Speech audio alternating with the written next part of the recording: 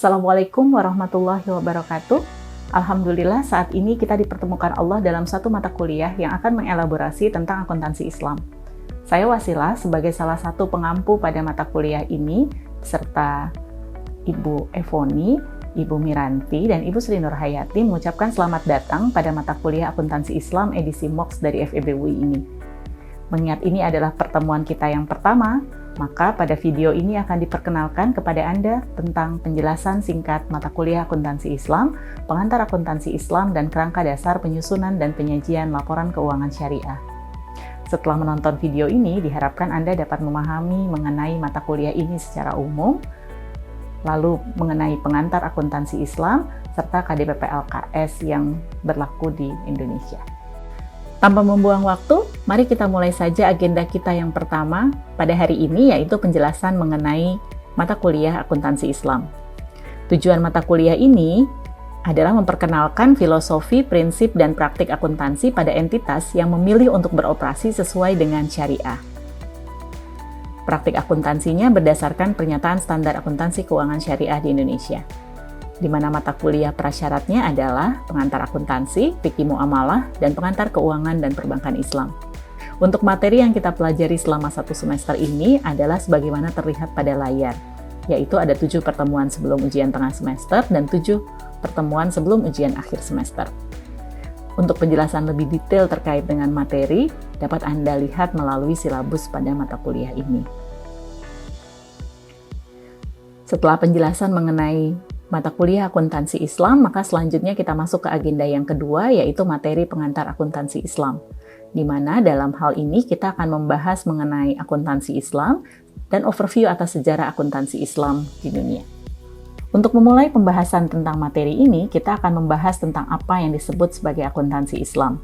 Dengan 2 kata dasar, yaitu akuntansi dan Islam, maka kita bisa mulai dengan definisi dari akuntansi terlebih dahulu, yaitu identifikasi transaksi, mencatat, menggolongkan, mengintisarkan transaksi-transaksi keuangan, sehingga menghasilkan informasi keuangan dalam bentuk laporan keuangan yang dapat digunakan dalam pengambilan keputusan.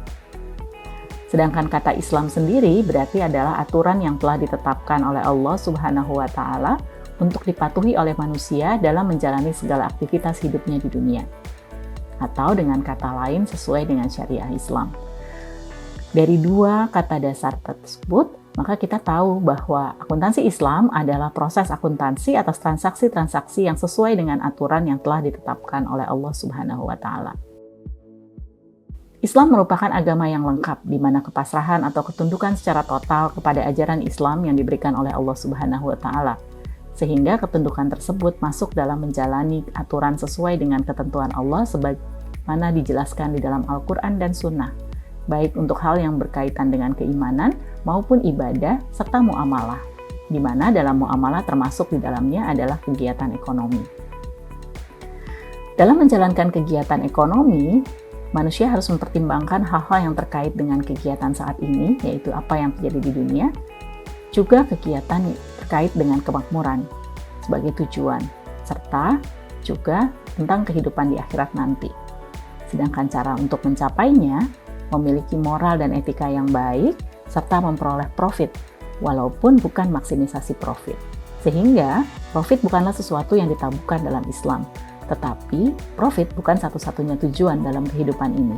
Karena di dalam Islam ada dasar keimanan, yaitu tauhid, di mana dengan mengesahkan Allah dan mempercayai bahwa Allah adalah satu-satunya awal, sumber, dan tujuan hidup, maka di dalamnya termasuk kegiatan ekonomi harus berdasarkan itu. Sehingga ukuran keberhasilannya bukan diukur dari profit, tetapi juga kesesuaian dengan ketentuan Allah. Karena kita harus mempertanggungjawabkan di kemudian hari. Dan keberhasilan itu adalah dengan memperoleh surganya. Pelaporan merupakan salah satu yang diatur oleh Allah Subhanahu wa Ta'ala di dalam Al-Quran Surah Al-Baqarah ayat 282, di mana akuntansi merupakan salah satu bentuk pelaporan. Hal ini berimplikasi bahwa akuntan seharusnya hanya mencatat transaksi yang taat pada prinsip Islam atau sesuai dengan syariah. Untuk menghasilkan laporan yang sesuai dengan prinsip Islam, maka seluruh transaksi keuangan diharuskan memenuhi ketentuan syariah. Bila belum, maka transaksi keuangan tersebut harus diperbaiki sehingga sesuai dengan ketentuan syariah. Dengan dilakukan hal tersebut, maka proses transaksi bisnis pun akan sesuai dengan ketentuan syariah. Dan ini akan menjadi tepat untuk kita melakukan perhitungan atas zakat yang merupakan salah satu rukun Islam. Konsep bahwa bukan mencari maksimisasi di atas keuntungan atau profit juga selaras dengan perkembangan dewasa ini, khususnya yang terkait dengan sustainability atau keberlangsungan dari usaha, di mana tidak hanya berfokus kepada profit atau keuntungan, tetapi juga harus menjaga keberlangsungan baik secara sosial maupun lingkungan. Itulah yang kita kenal dengan triple bottom line. Materi selanjutnya adalah mengenai sejarah akuntansi Islam. Sejarah akuntansi Islam tidak bisa dilepaskan dari perkembangan dan penyebaran Islam, di mana terlihat pada layar Anda bahwa peta dalam perkembangan Islam tersebut adalah berasal dari Arab lalu menyebar ke seluruh dunia sebagaimana yang terlihat pada gambar. Akuntansi sendiri dinyatakan sebagai sebuah profesi yang sudah berlangsung dari sejak zaman prasejarah walaupun dalam bentuk yang sederhana, karena hanya digunakan untuk mencatat kebutuhan akan pangan. Kemudian dikenal dengan penggunaan uang pada zaman Babilonia, lalu dikenal pajak dan administrasi pada zaman Mesir kuno, dan adanya upah pada zaman Yunani kuno, hingga pada zaman perkembangan Islam sudah terdapat proses pencatatan. Dan ini dipicu oleh ditemukannya angka 0 oleh para cendekiawan Muslim, sehingga hal ini akan menyebar seiring dengan perkembangan Islam. Kondisi ini jugalah yang menginspirasi Luca Pacioli yang akhirnya dikenal sebagai bapak akuntansi modern. Mengapa disebut menginspirasi Luca Pacioli? Karena sesuai dengan buku yang beliau tulis, dinyatakan bahwa dia hanya menuliskan apa yang terjadi di Venice 1 abad sebelumnya. Menurut Peragalo, orang yang menuliskan double entry pertama kali adalah sebetulnya Benedetto Cotruglio di dalam buku Della Macchiatura del Mercate Perfetto pada tahun 1458. Namun ini baru diterbitkan 1573. Sehingga menurut pendapat Vermont Camp, dinyatakan bahwa berdasarkan penelitian sejarah dan arkeologi, itu membuktikan bahwa proses pencatatan itu sudah dilakukan dari sejak abad ke-9 Masehi. Ini berarti jauh lebih lama dari apa yang dituliskan oleh Luca Pacioli pada tahun 1491. Dan hal ini pun bukan sesuatu yang baru karena sudah dikenal pada saat perkembangan Islam. Pendapat Vermont Camp ini didukung dengan adanya bukti sebagaimana yang terlihat dalam layar bahwa ada kesamaan pencatatan yang dilakukan oleh Luca Pacioli dengan apa yang dilakukan oleh cendekiawan Muslim. Setelah pembahasan mengenai sejarah akuntansi Islam, maka akan masuk pada agenda selanjutnya yaitu mengenai KDP-PLKS, yaitu Kerangka Dasar Penyusunan dan Penyajian Laporan Keuangan Syariah. Di mana KDP-PLKS itu adalah sebuah konsep yang mendasari penyusunan dan penyajian laporan keuangan bagi para penggunanya. Tentunya disusun ini dengan tujuan untuk menjadi acuan bagi penyusun standar akuntansi keuangan syariah, penyusun laporan keuangan entitas syariah jika ada yang belum diatur oleh standar akuntansi keuangan syariah, auditor maupun para pengguna laporan keuangan lainnya. KDP-LKS itu sebetulnya juga dimiliki oleh akuntansi yang berlaku umum yang kita kenal dengan nama KDP-PLK. Pengguna laporan keuangan untuk lembaga keuangan syariah terdiri dari pihak-pihak yang dapat terlihat pada layar, di mana yang berwarna biru adalah pengguna yang sama sebagaimana pada KDP-PLK, sedangkan yang berwarna merah adalah pengguna khusus terkait dengan transaksi syariah. Hal ini memang hanya ada pada transaksi-transaksi syariah, ya seperti pemilik dana kord, dana sirka temporer, dana titipan, dana ziswaf, dan pengawas syariah. Sedangkan tujuan laporan keuangan adalah memberikan informasi dan meningkatkan kepatuhan terhadap ketentuan transaksi syariah maupun tanggung jawab atas amanah yang diemban, serta informasi terkait dengan kinerja entitas atas investasi yang dilakukan oleh investor. Pada KDP-PLKS ada bagian yang tidak terdapat pada KDP-PLK, yaitu mengenai paradigma, asas, dan karakteristik dari transaksi syariah. Hal ini disebabkan karena akuntansi syariah tidak dapat dipisahkan dengan transaksi keuangan syariah yang tentunya harus mengikuti ketentuan syariah.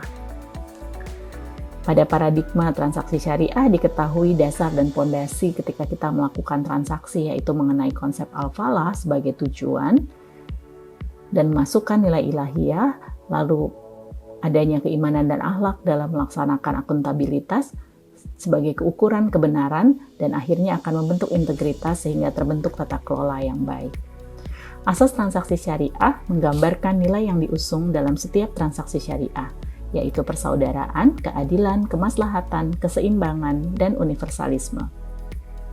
Penjelasan lebih detail mengenai asas transaksi syariah beserta dengan maqasid syariah itu dapat dilihat lebih rinci pada penjelasan setelah video ini. Sedangkan karakteristik syariah merupakan turunan dari ciri transaksi yang telah sesuai dengan ketentuan syariah, di mana ini untuk memastikan bahwa semua transaksi syariah memiliki kebebasan dengan transaksi sepanjang objeknya adalah halal dan thayyib.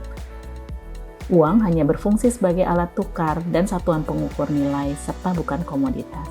Tidak mengandung unsur riba, zolim, maisir, gharar, dan haram. Tidak menganut prinsip nilai waktu dari uang karena kita hanya boleh memperoleh keuntungan kalau kita menerima risiko. Adanya suatu perjanjian transaksi yang jelas sehingga tidak ada ta'alluq dan merugikan salah satu pihak, tidak ada distorsi harga, dan tidak mengandung unsur suap-menyuap. Sedangkan untuk ketentuan asumsi dasar dan karakteristik kualitatif itu pada dasarnya sama dengan apa yang diatur melalui KDP-PLK. Yang membedakan adalah pada akuntansi syariah, asumsi dasar dengan dasar kas itu masih digunakan terutama pada saat kita melakukan perhitungan bagi hasil. Untuk komponen karakteristik kualitatif memiliki ketentuan yang sama dengan KDP-PLK. Untuk substansi mengungguli bentuk dicatat dan disajikan sesuai dengan substansi dan realitas ekonomi yang sesuai dengan prinsip syariah, sehingga bukan hanya menitik beratkan pada bentuk hukumnya. Sedangkan untuk laporan keuangan entitas syariah, komponen laporan keuangan entitas syariah terdiri dari 1. Laporan posisi keuangan, 2. Laporan laba rugi dan penghasilan komprehensif lain, laporan perubahan ekuitas, laporan arus kas, dan ini adalah sama dengan laporan keuangan pada umumnya. Lalu kalau untuk entitas syariah ada laporan yang bersifat sosial, yaitu laporan sumber dan penggunaan dana kebajikan serta laporan sumber dan penyaluran dana zakat. Plus ada satu lagi di dalam laporan keuangan entitas syariah, yaitu laporan keuangan lain yang mencerminkan kegiatan dan tanggung jawab entitas. Laporan ini bisa berbeda sesuai dengan jenis usahanya. Seperti pada industri asuransi ada laporan surplus dan defisit dana tabarruk, laporan perubahan dana tabarruk. Sedangkan di perbankan syariah ada laporan rekonsiliasi pendapatan dan bagi hasil. Serta ada catatan atas laporan keuangan berisi ringkasan kebijakan akuntansi penting serta informasi penjelasan lainnya. Demikian penjelasan mengenai mata kuliah akuntansi Islam, sejarah akuntansi Islam, dan KDP-PLKS. Selamat mempelajari, sampai jumpa pada topik lainnya. Semoga Allah memberikan kita pemahaman dan memudahkan dalam mempelajarinya. Assalamualaikum warahmatullahi wabarakatuh.